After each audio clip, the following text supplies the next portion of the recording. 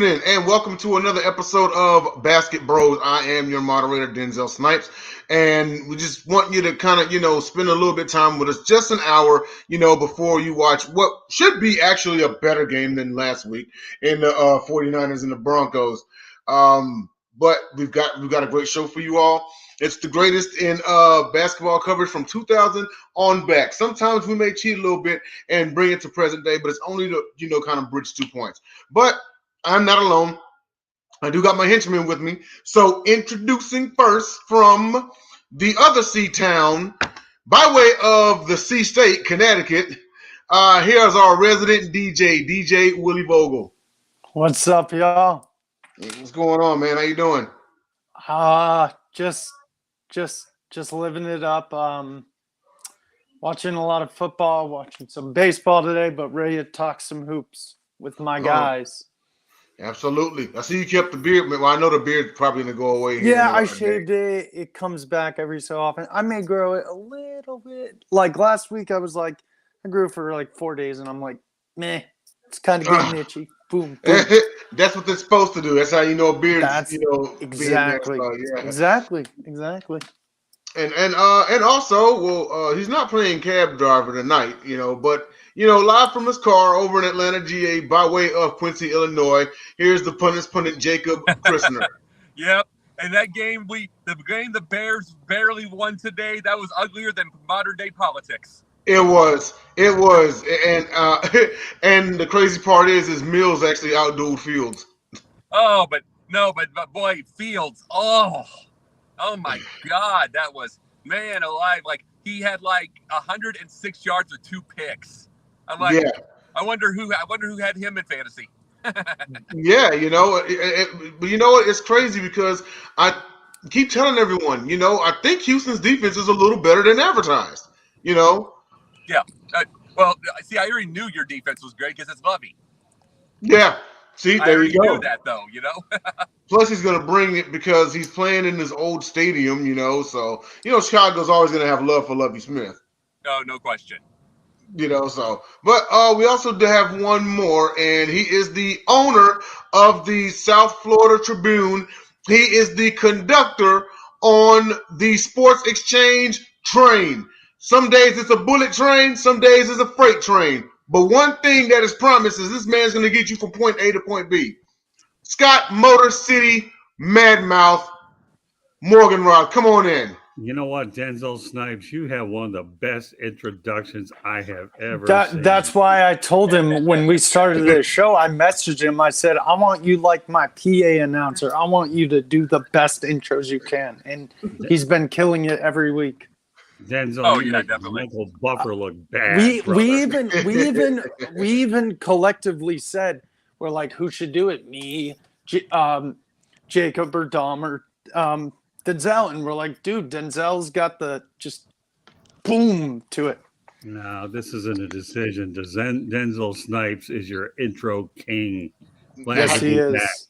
You can do any intro for anything. Denzel Snipes is your intro king and the most perfect professional wrestling name ever. It is. I don't know about the professional wrestling thing yet because I'm new to this party, but I do know he's a darn good intro king, so I'll go there. Yes, if you can start things off with a good introduction, you can kind of fire up somebody and have them put on a hell of a performance.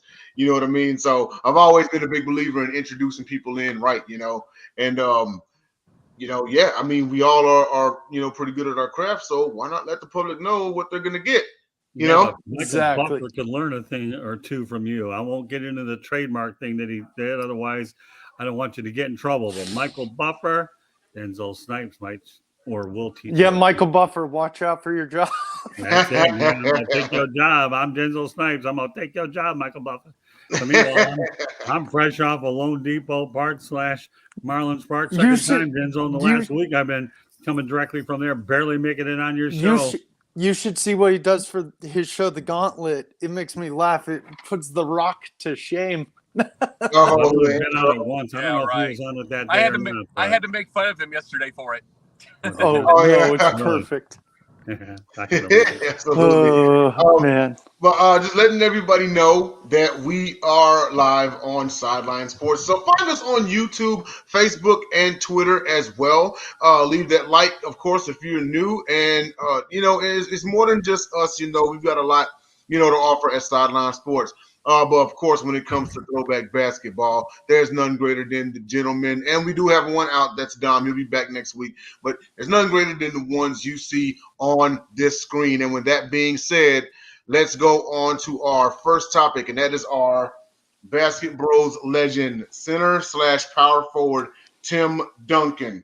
Now, Tim Duncan was a staple part of the Spurs dynasty in the 2000s. And a little bit background about him, standing at 6'11", 250. And by way of, he went to Wake Forest. He was a number 1 overall draft pick in 1997.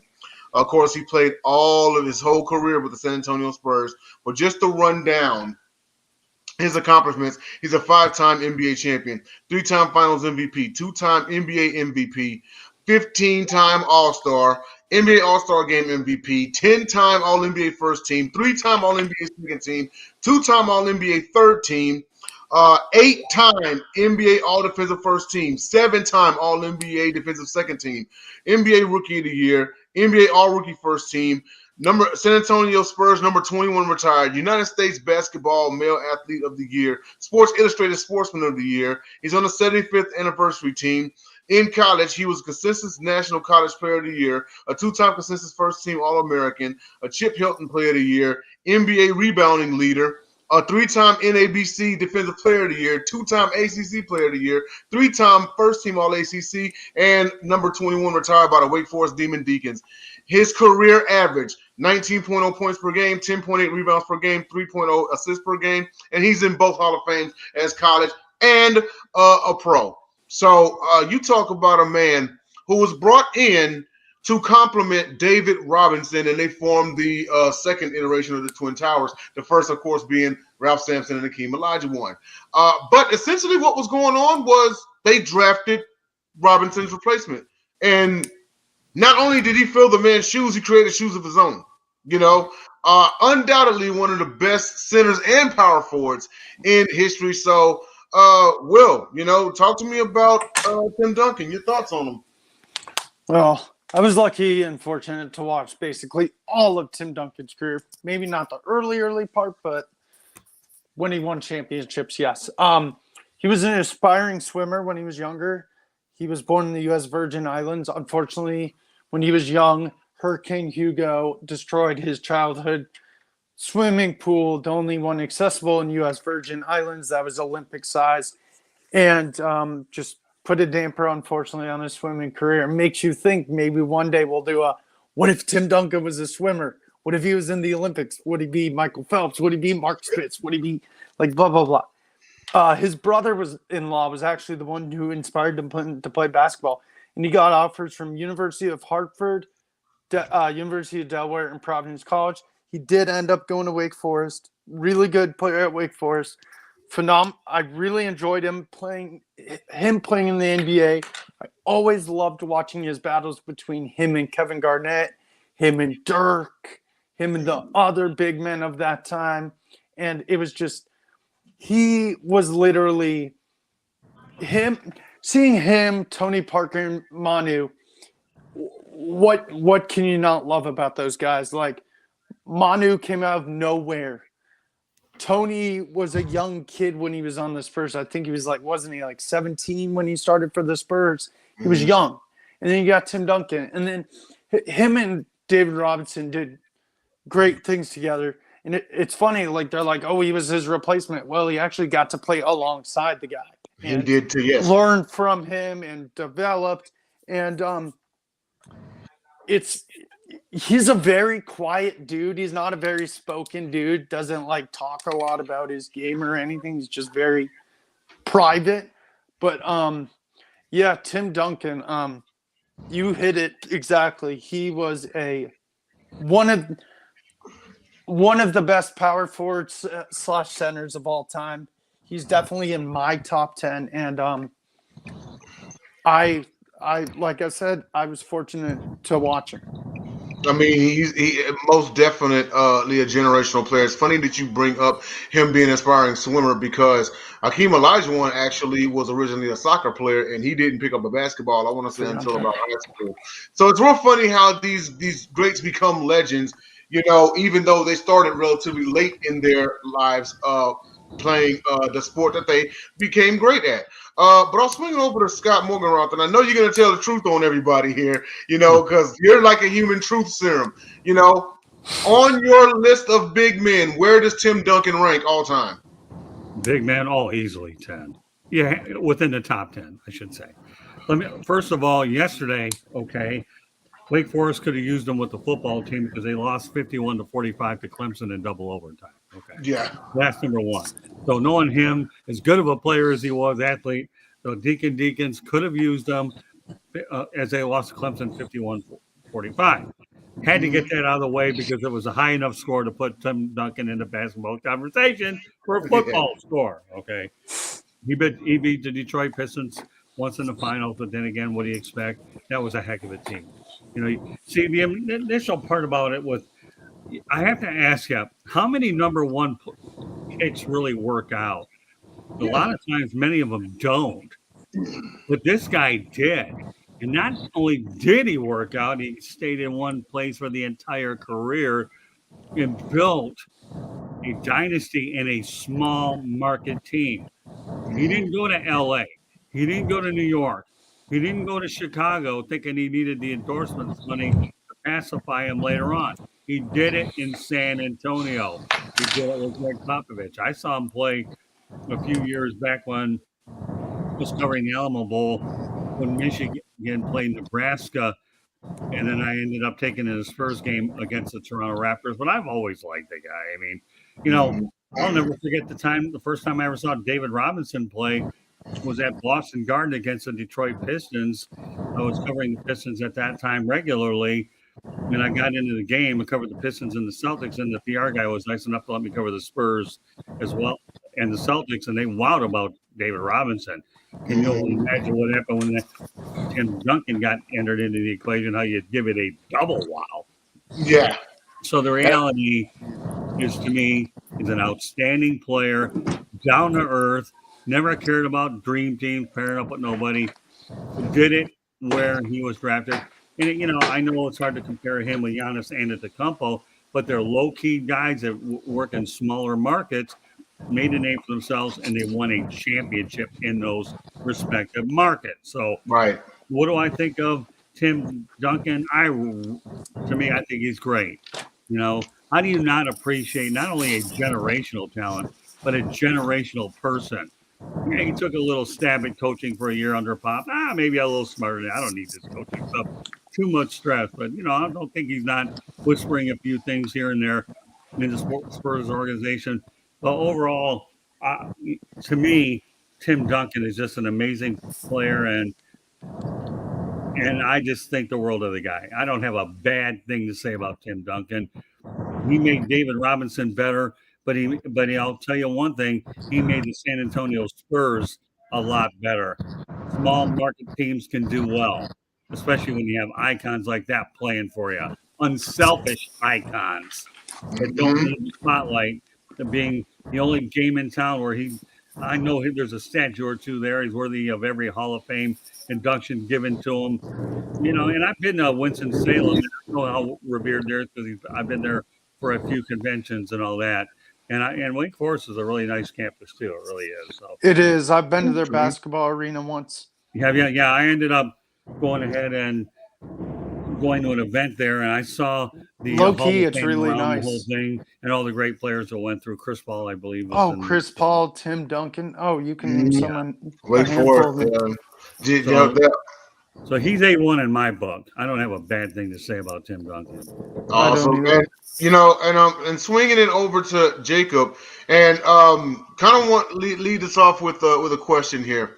Yeah. When you think of the great player-coach tandems, Montana Walsh, Brady Belichick, Jordan, and Phil Jackson, where would you rank Tim Duncan and Popovich? Top 5. Top 5, easy. Not kidding. Here's the thing with Duncan. To me, he is the Roger Federer of basketball. He's the Roger Federer of basketball. He's the Anderson Silva of basketball. Anderson Spider Silva. He is that smooth guy, the smooth movements.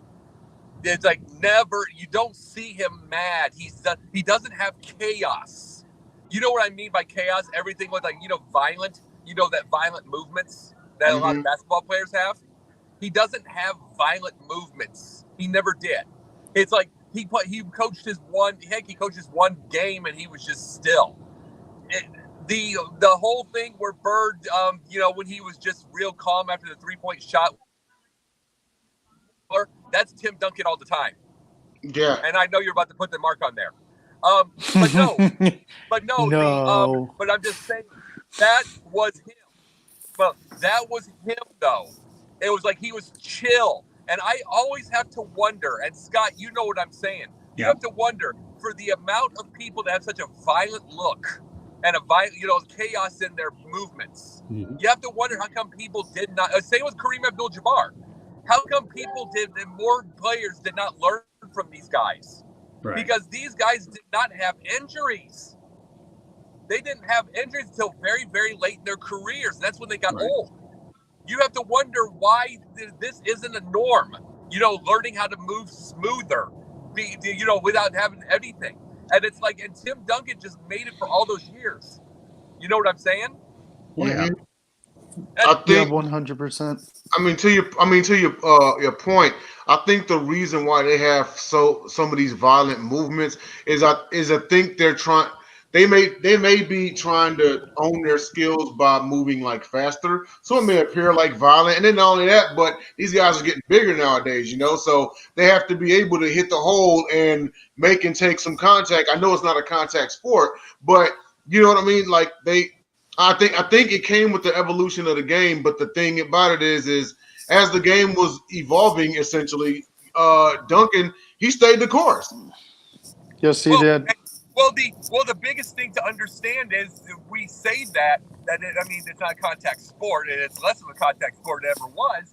But look at this. Zion Williamson's one of the most violent, chaotic movements in the thing, and he's constantly hurt. And you can, and it's like, if you can make it easy and smooth, you wouldn't have to have load management.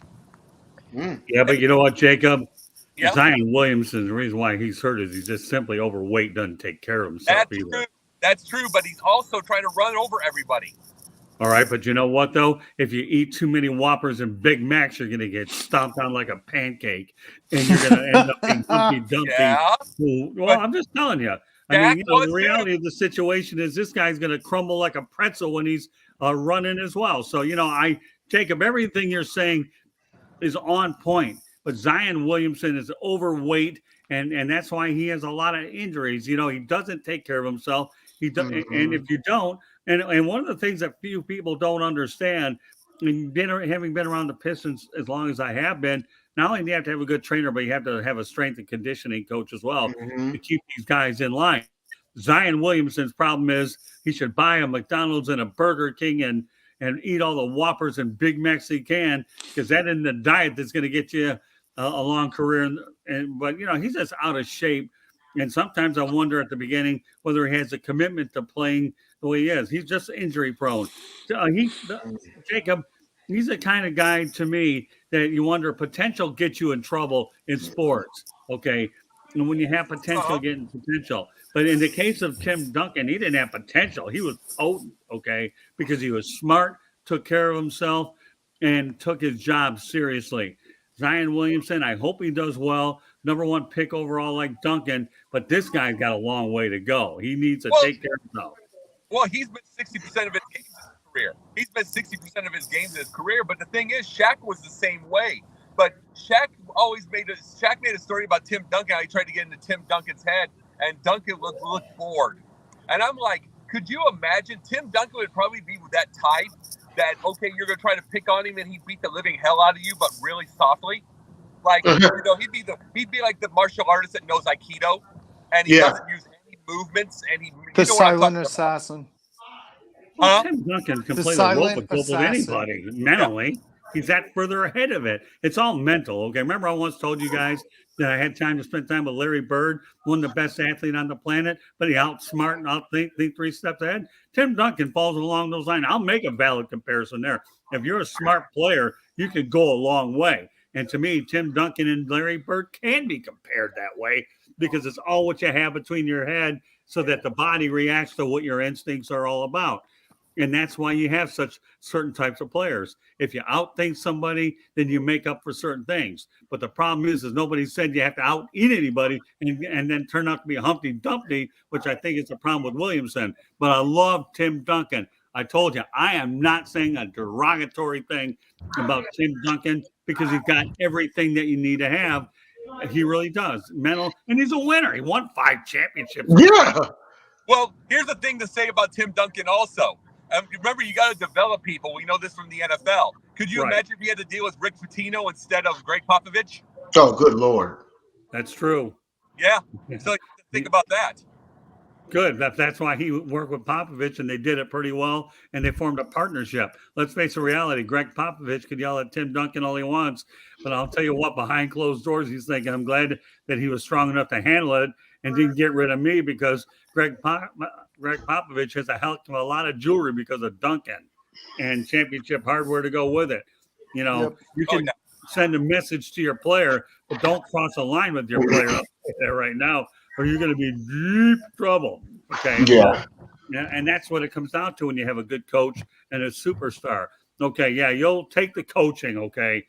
But remember one thing, don't bite the hand that feeds you when they're on the court. Because if you do that, your 1-loss record, you could be the most talented manager on the planet or coach. But if you don't have the players, you're in trouble. And I'll tell you what, can I add something to this, even though it's not basketball related? All right. I just spent a day over at Lone Depot Park.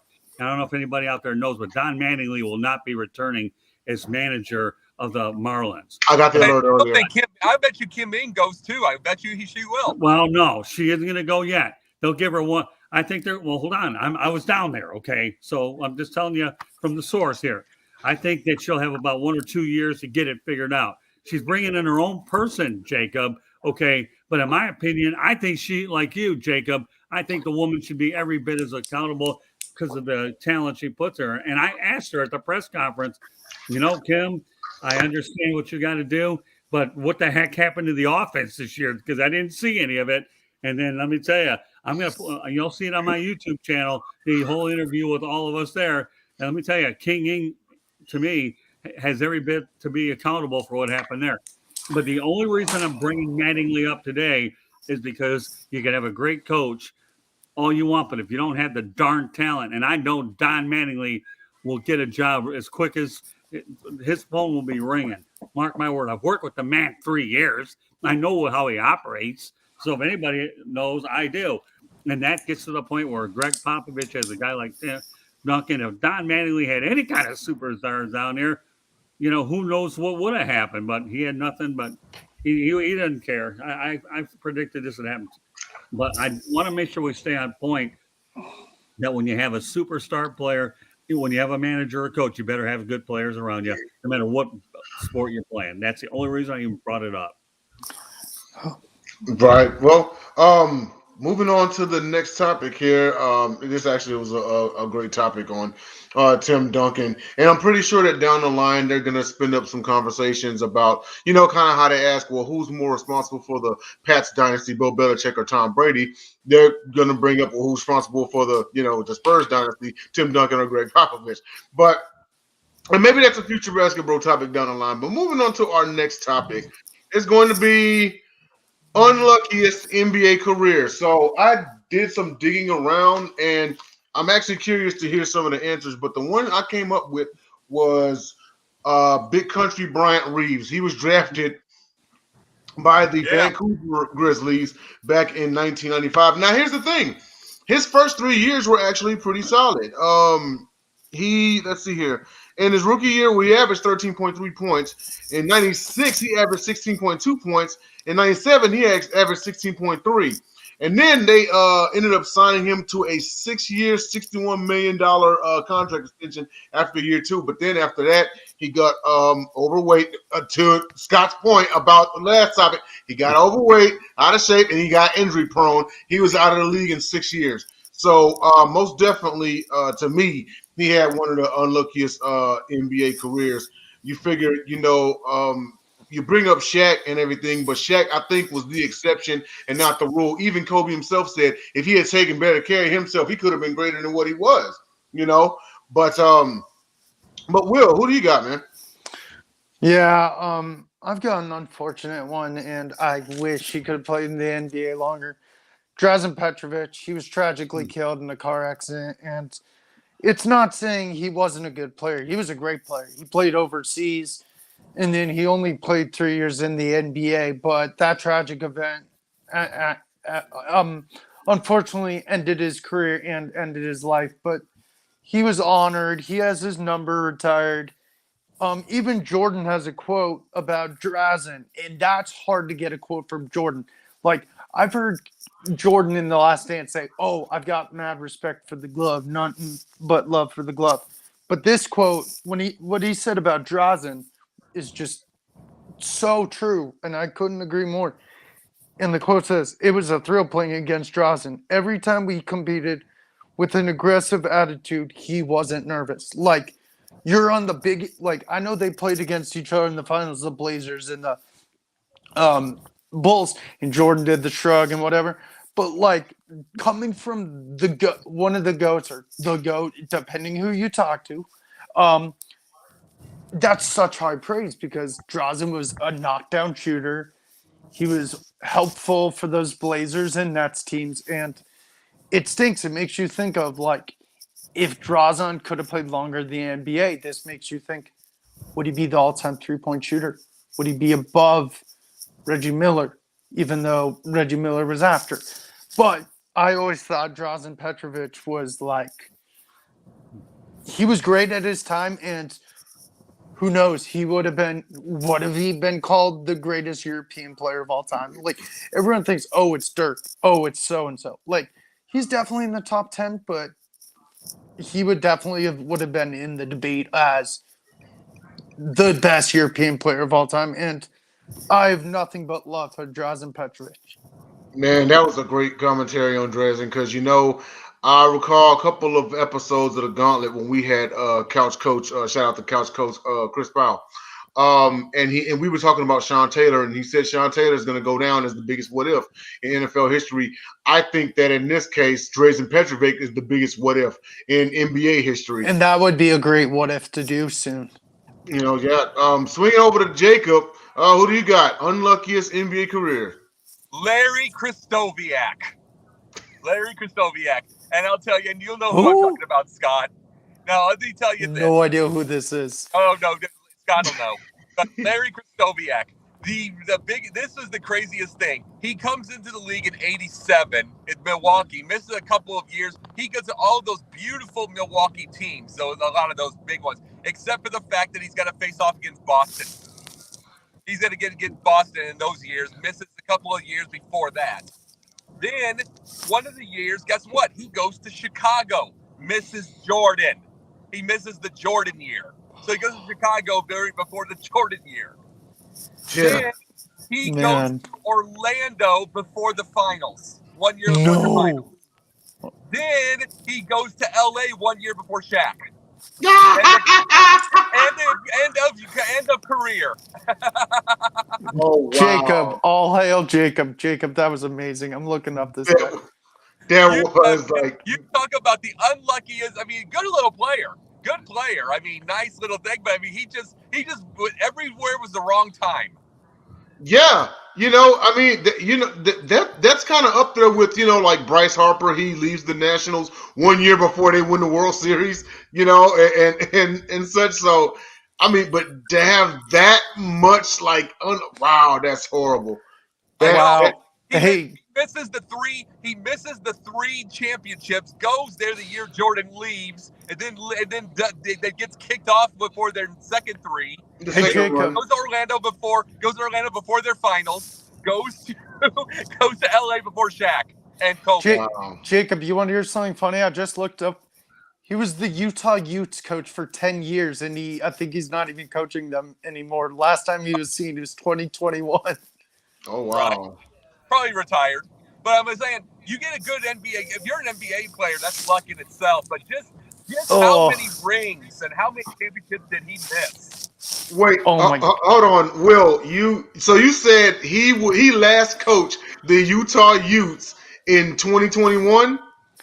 Yes. That means the Utah Utes are going to win the Pac-12 this year. Yes. Yeah, right.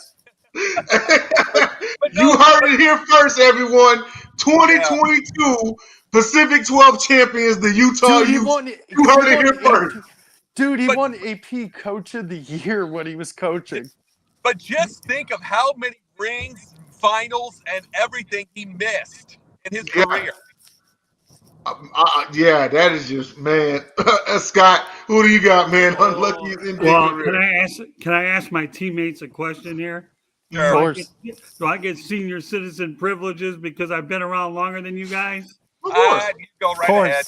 Okay, I just have to make sure that you were given one, that I got 3 of them, okay? I had 3 too, but I can't help it. I'm a senior citizen, okay? And I can tell you right now, that's your if fault. You go to Wendy's and you tell them you're that's a senior, your they fault, give you a free pop. That's your fault.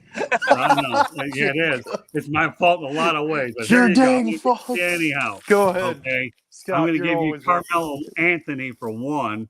And the reason why I'm going to say Carmelo Anthony is the Pistons took Darko Milicic, and as a result, that was a bust. And can you imagine how many championships Carmelo Anthony would have had with Dom would be that screaming team? on the show saying, "Not that Croatian kid."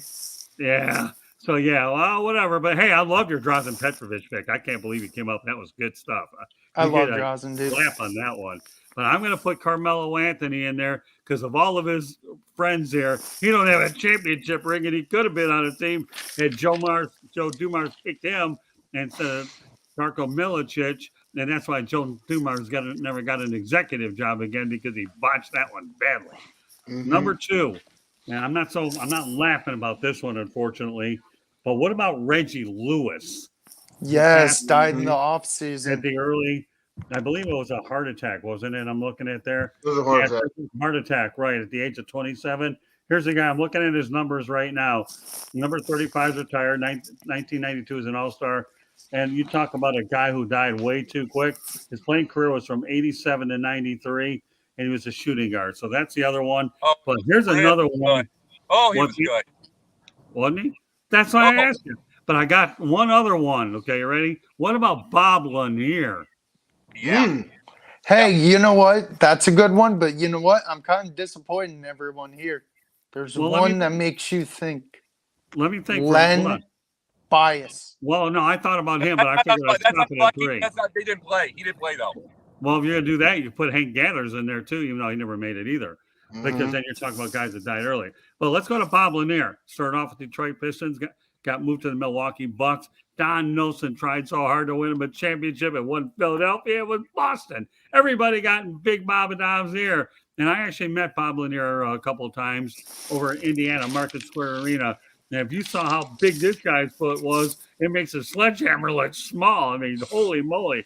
My size, 10, 11, compares to a size 18 or 20, whatever the heck it was, man. So there you go. Carmelo Anthony, Reggie Lewis, and Bob Lanier. I just love it. I'm driving home, and I got hit by a basketball.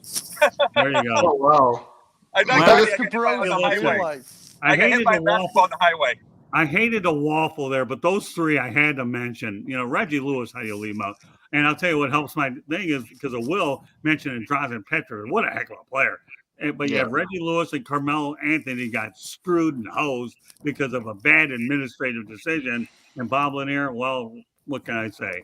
The guy was the most complete center. He was drafted number 1 by the Pistons out of St. Bonaventure back in the day. So I don't know. Those 3 are pretty good. I hope everybody in the chat room contacts us, and knowing that we all hit it big with each of our picks, I thought they're all fantastic. Oh, yeah. And all in different contexts, too, because you got anywhere from ones who were injury prone, ones that unfortunately lost their lives, and ones that got to got to and left a team before they won a title. So it's the diversity in context is actually pretty good. It's Well, pretty tough. Carmelo Anthony, the problem is, unlike all those other guys that have to join each other, he wouldn't have had to join the team. All he had to do was just be picked by the one, and he ended up with Denver Nuggets, and we all know about his trail later on. I'm not getting into that. But the reality is that was called bad luck is really what it was. Yeah. I mean, it's great. He won a ring, though, didn't he, recently? Did he win with the Lakers that 1 year? No. He got there the year after. Ha! Right. He got there the year after. But that was Bob McAdoo. But I will go as far as saying this real quick before you go, Jacob, is if the Pistons did, and I know we talked about how great Tim Duncan was earlier, okay, but keep in mind that when they faced the Pistons, they went 7 games. If the Pistons had Carmelo Anthony, they win 2 in a row. No doubt about it. They beat them first. That's a no-brainer, man. Mm-hmm. It is. Darko got one and didn't do anything to get it, for crying out loud. Can you imagine what Carmelo would have done? Hello? I thought they got the number 2 pick and they got lucky. Oh, they're going to take Carmelo. Boy, I'll tell you, some of the most amazing draft day blunders on the planet. That one right well, you have to realize this with Darko for a second here. You have to think how confident he probably was out of the whole thing. Even though he didn't play much, he didn't do anything. He got a ring his very first year. He probably thought, "Oh, I've got myself many chances to get better." Blah blah blah, and he didn't. Well, here's the problem with Darko Milicic. If you had TikTok back there and you had little glimpses of what he could do, you could go out there and get picked. But the problem is, back then, you didn't have TikTok. You had scouts going over there seeing a little sample size, and one of them got sold on it, and the Pistons got cooked. That's what you're dealing with there, and by their own doing. Yeah. But yeah, I'm with you all the way, Jacob. I just to say, I loved the whole thing of this. I'm driving on a highway and we're doing Basketbros, and I got hit by a basketball on the highway, a flying basketball. Was it Dom? Let me tell you what, Jacob. I dare you to drive on I-95 going down to Miami like I've had to do a couple times this week with the Marlins. And if you think you got hit by a basketball, I can think of a lot of other things to get hit with. Jacob, was that Dom's baseball game? Was it what? Was that Dom's apparent airball he missed? Oh yeah, probably. Actually, no. Now, if he got hit with a golf ball, that would have been Dom's. Yeah. Right. But just moving on here, we actually are past the halfway point in the show, and you have great topics like this. What the hell do you expect? I know, right? But just want to remind everybody at home that we are sponsored by the Score No Score app. You can get it on Google Play and the Apple App Store. As Dom would say, it's gambling for dummies. But what you do is you can actually bet on plays. So not, the game overall, but on plays. Is Tom Brady going to throw a touchdown? Is Aaron Rodgers going to fumble? Is Russell Wilson going to, renew his vows with Ciara or something like that? But they give you like a set number of coins. I think it's like 400. And then if you want more coins, of course, you have to pay out of pocket. But it's really great, and it's a lot of fun. As of right now, they have just football and baseball. I'm sure in the foreseeable future they'll add more sports. But we are sponsored by Score No Score app. You can pick it up on the Google Play Store and the Apple App Store. So moving on to our next topic, and that is our weekly Basketbros What If. What if – I want you to think now, because everyone complains about these super teams. Oh, this one's going to join this one. Scott actually brought it up earlier with Tim Duncan. Instead of going and joining up with folks, you stayed home, But nowadays you're in the era of they're going to team up with them. They're going to team up with them. And, you got guys like Jordan, I never wanted to team with, Bird and Magic. I wanted to beat those guys, But it makes you wonder, if the salary cap was not instituted in 1983, how would it affect today's game? Do you see an uptick in super teams? Do you see just a slew of teams winning like 10 in a row? Like the old Celtics? Like, I don't know. Will, what do you think? Absolutely. I definitely think you see the uptick in super teams. You definitely do, because players could get paid more. There definitely would be more super teams, definitely, and it would be, the whole league would be like super team based, I feel like. And Yeah, and you would probably, and for that sake, you'd probably have a team that won like a different team that won different championships every year, like Celtics, Pistons, Lakers, blah blah blah blah blah blah. Like, yes, there would definitely be an uptick in super teams. Well, I give you one thing. Here's another deal. They would be super teams, but they would all be big market. The only you got to realize it would. I mean, Larry Bird wouldn't even be in Boston anymore. He'd be in Indiana. He'd be in Indiana, just going home. And you guess what? LA and New York would be the super teams because the reasoning. Because without that kind of stuff, you go to the places with the most money, and you go to LA and New York. You go to the places with the best type of thing you get for like advertisements, commercials. All that kind of stuff like that. Madison Avenue, Hollywood. You go to those areas. Chicago would have been bigger sooner because that's a big city. It would have been big city markets with all the money. So, you get those type of things. Like I said, the only big star that would have been Bird because they already talked about what happened when he didn't go to Indiana. Because they're trying to get him over to Indiana. Slick Leonard was trying to get him over to Indiana, and they're saying we don't have the money, as if he wouldn't have done a hometown discount. Mm-hmm. Because he was somebody who wanted to be near mom, so he would have made a deal. But it's like he would have been the only star. Everybody else would have gone to L.A., New York, or Chicago. Interesting. And what about you, Scott? What do you think? Well, I'm glad you waited for me. I'm really loaded on this topic. You ready? Okay. Here you go. Can you handle it? Here we go. I'm Jack Nicholson. Can you handle the truth?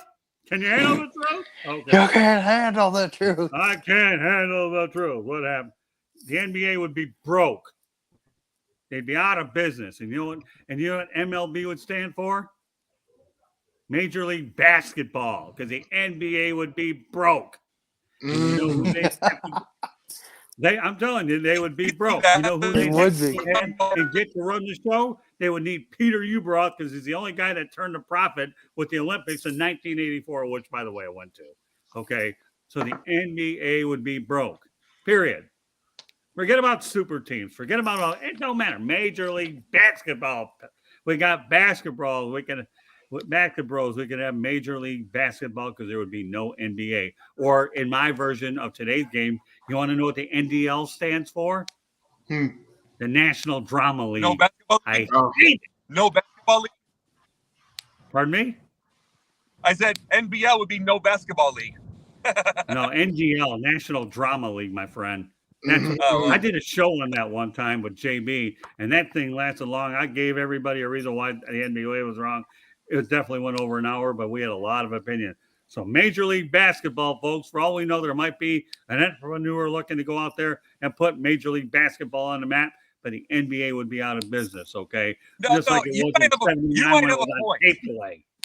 No, you might have a point on that, but what I meant, I think that leads to my point. I think it leads to my point. It would be only the big city teams, which are like 4 of them. The big city teams, and it's like everybody else, every other team would need nothing, and then it would go broke because of that. Well, first of all, the way the NBA is going right now to begin with all these ridiculous salaries, with load management, all that stuff. You know why? I don't have it on a lot of my platforms except occasional topic on the Sports Exchange, because I remember the NBA when I covered it many years ago, how it was a great game. And I love David Stern as commissioner. Once Adam Silver took over as commissioner, then to me, you might as well go out there and pay patty cake, bakers, man, because he gives all these guys whatever the heck they want anyways. And David Stern was an old school guy who put the hammer down on anything that he didn't think was right and stood up, because remember, he bailed the league out after Larry O'Brien and tape delay back in the day, where I was working in a restaurant and I was thankful I could watch NBA Finals because it was bad. And as I said before, if it weren't for Bird and Magic, the NBA would be out. So I know this is a different response to what you guys are saying, but Major League Basketball, do a show on Major League Basketball. MLB. No. David Stern is the greatest commissioner ever. You got to be shocked that Adam Silver didn't become that also, because Adam Silver was his lawyer for 15 years.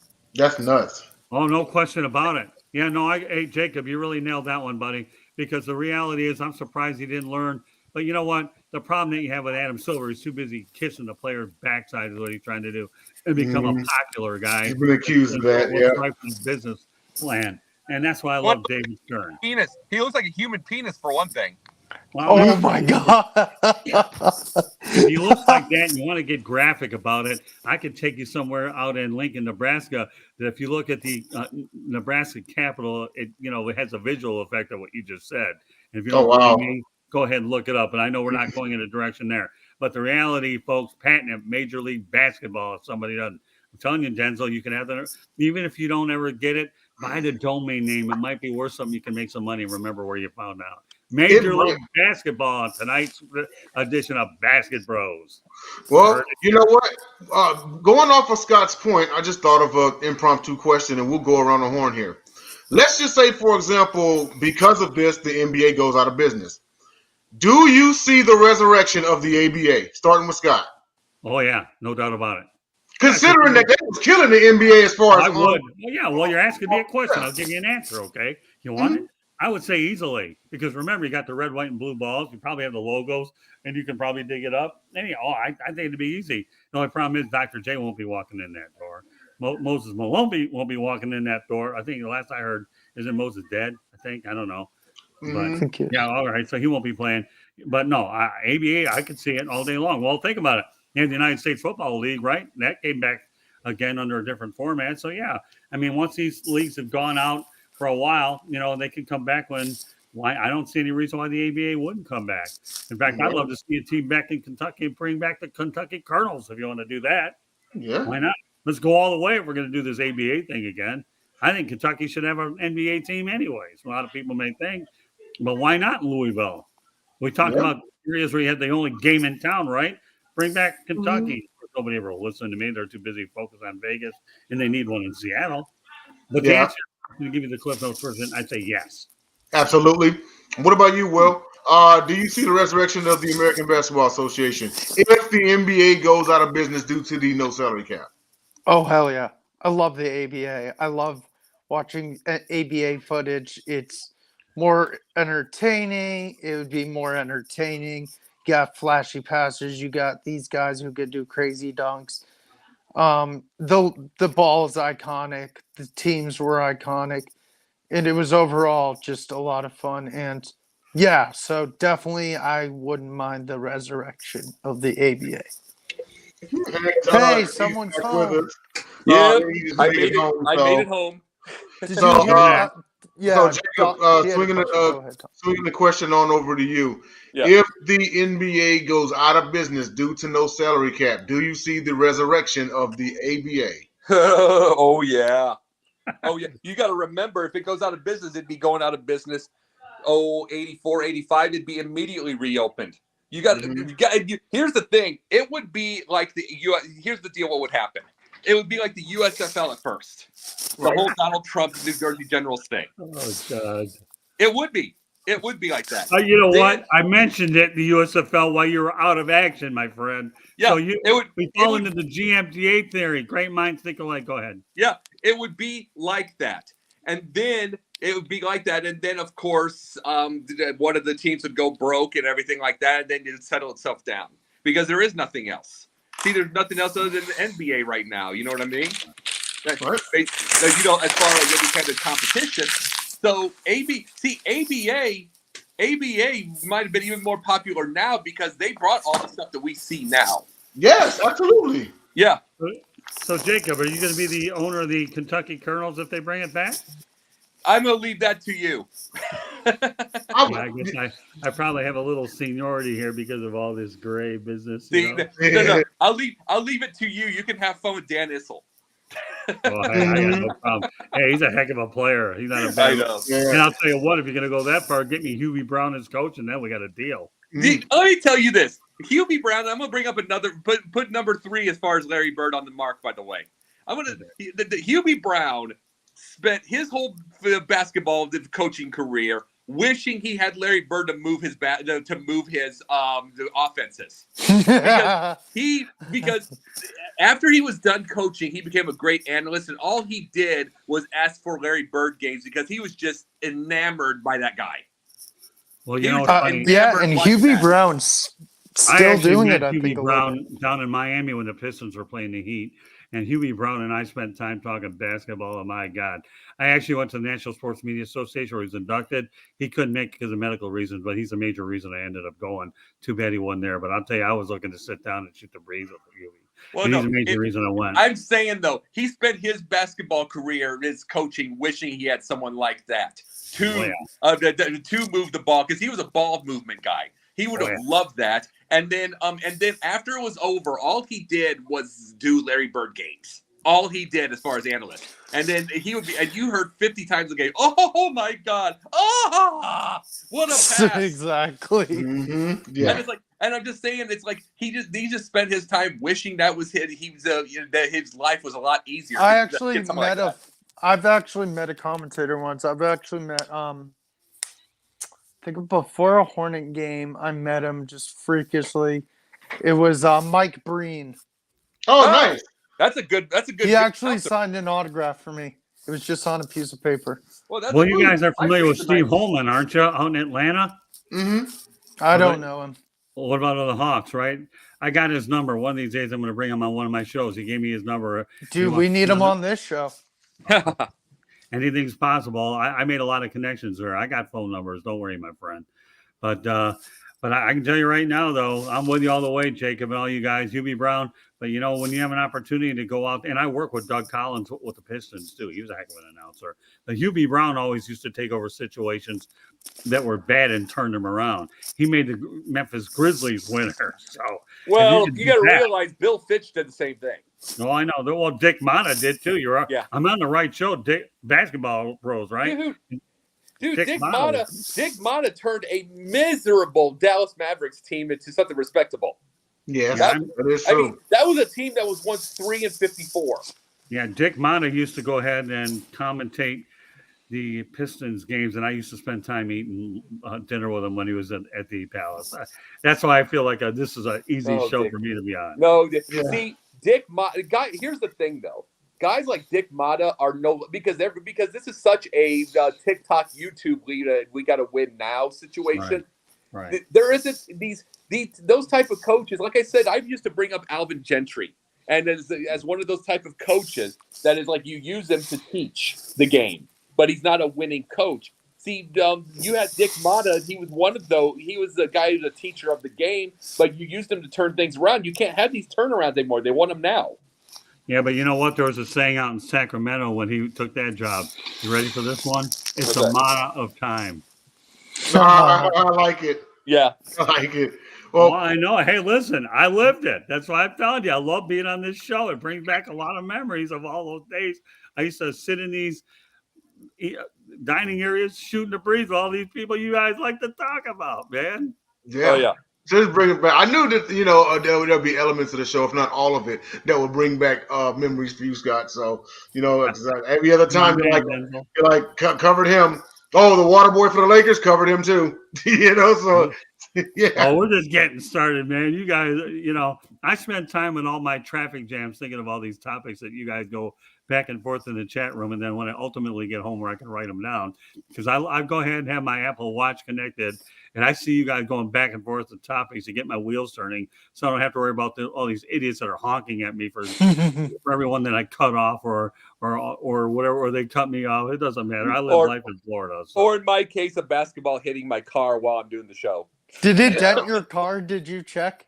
Oh, I checked when I got out of it. That's why I got off for a second. I went to go check. There was no real dent. It hit the hood. It hit the hood? Okay, then. Kind of figured. Hey, listen, you're talking to a guy that was at Homestead Speedway, and I don't know if you guys saw this in the chat, but I drove 147.54 miles around that 1.5 mile track, and they asked me to be a driver over there on Friday, and I had a really good old time with that adrenaline rush. So my mind thinks pretty fast when it comes to this sport, especially when it was really good, instead of now when I can't stand it. Yeah, I hear you. Well, we're at the about 5 minutes left in the show, so we got time for about one more topic. I really like this one, and that is give an old school play to a player of today's era. And immediately who I thought of was I would give Magic Johnson's no look to LeBron James. Reason being is because LeBron has actually stated in interviews that he loves being a pass first person, you know, and as of right now, I think he's the best passer of the basketball in the game. But in history, in my opinion, no one passed the ball like Magic Johnson. He was Peyton Manning like out there. It was just awesome. So I would give Magic's no-look pass to LeBron James. Swing it over to Will. Who would you have? This guy's already a freak. You probably know who I'm saying because of freak. Mm-hmm. Give Giannis a mid-range. And he will probably drop more points per game. Nice. Yep. I mean, and you know what? I know he has his moments where he thinks he's a guard, and he'll go out there from behind the arc. But also, I think someone's home. But yes, absolutely. You give him a mid-range, I think then he would be like a complete center. It'd be disgusting. Sorry, guys. You'll probably be seeing more MVPs on this show. That's not sitting here saying that he won't win anymore.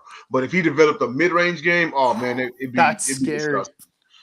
Scott, what about you, man? Well, I'll really get off the wall with this because he can't score.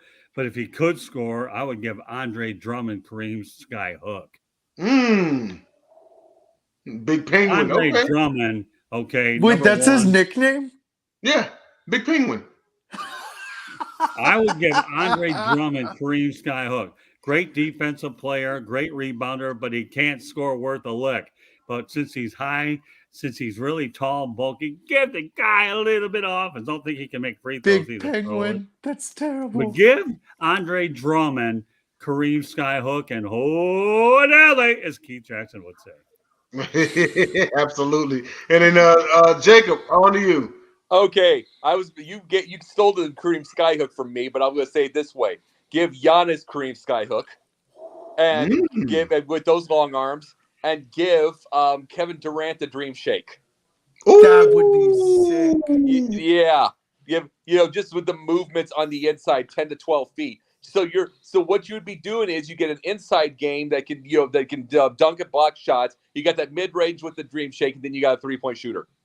Yes, all I would do. You are probably looking at 40 points and over a game. All I would do with Kevin Durant was give him a nice towel so he could wipe his eyes dry every time he complains. No. Here's the thing: get him a cheeseburger that Zion has because he needs to eat. Yeah, that's okay. However you want to slice it, or I got something even better than that. You guys are really gonna flip out.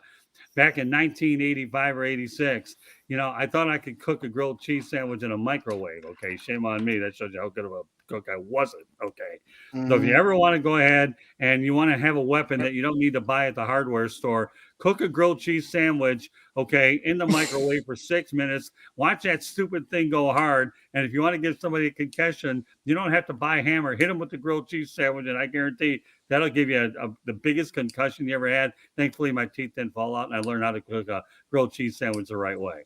Now, if you guys understand that, fine. Otherwise, you better have good other halves that won't screw up a grilled cheese or go over your local grilled cheese place. Although I used to like them over at Waffle House anyhow.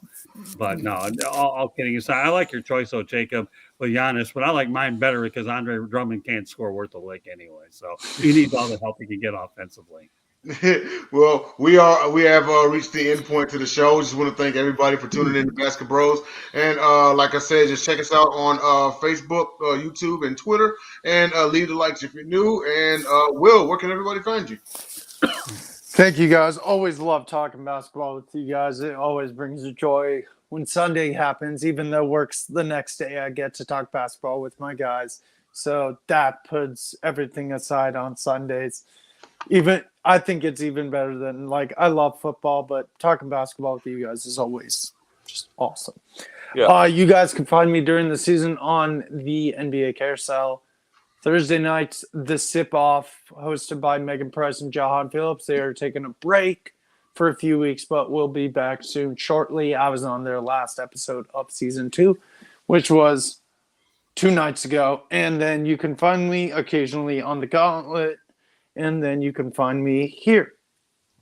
All right. Scott, where can everyone find you? All right. Website, www.southfloridatribune.com. Twitter, @TribuneSouth. But most of all, you can hear me, see me on the South Florida Tribune YouTube channel. please subscribe. South Florida Tribune YouTube channel, please subscribe. And if you're nice enough, you might even get to see Jacob Christner on the Sports Exchange on Wednesday night, because I like mixing it up with this guy. And we have pundits beforehand. And don't worry, Denzel, you're coming on here. We got to get a date straight, but we're trying. And everybody, well, you're going to be on there too. Actually, you're going to be on this the Sports Exchange on October 5th until I work into the baseball rotations. Lots of shows. So South Florida Tribune YouTube channel, please subscribe. Love being on this show and every other one I'm a part of. You guys are BLAST exclamation point blast. All right. And Jacob, where can everyone find you? Sunday nights here, Basketbros. Monday nights during the season, Mega Prices NBA Carousel. Tuesday nights, Confidential during the season. We're about a week or two left off of that. Then we'll figure next year's time. Wednesday nights, doubleheader. It is the Pundits Pundit and the Sports Exchange, both with Scott Morganroth. Thursday nights, I'm sort of separated with Sideline Sports, and I'm doing a show called Yin and Yang with TJ Sanson. Does politics, does films, does a lot of different type of subjects. A little different from the sports. So I keep myself, and plus we're also doing a movie together called The Awakening. So a lot of things going on. One thing I want to mention, you guys, next week I plan to be out in Alabama doing the show. I'm covering the Talladega race, the NASCAR race. Looking forward to that. Got Homestead coming up. So I'll be going to Talladega doing some NASCAR stuff. And I just told you I love driving one of those puppies. They are great. I saw that. Absolutely. Well, hey, there's a lot of great content on Sideline Sports, y'all. So please find us on YouTube, Twitter, and Facebook. Tune into the Sports Arena. That's going to be tomorrow night, hosted by our guy Eric Wilson. Also, Confidential Tuesday nights, as mentioned. Also, the Sports, Sideline Sports Show with JB Ellis, Jake Malik, and John Shearer. You're going to hear John Shearer run amok again this week because the Dolphins are now the lone undefeated team in the AFC. So you get to hear him again. They shouldn't have won. Now, yes, someone kicked his own ass. Well, there's that too. That clip has been making the rounds. It's hilarious. Some were saying Mark Sanchez is off the hook, but I don't know. We'll see. But for DJ Willie V, Scott, Motor City Madmouth, and Jacob Christner, I'm Denzel Snipes. Tune in to us in 7 days. We'll see you later. Now go watch the 49ers and the Broncos. Later.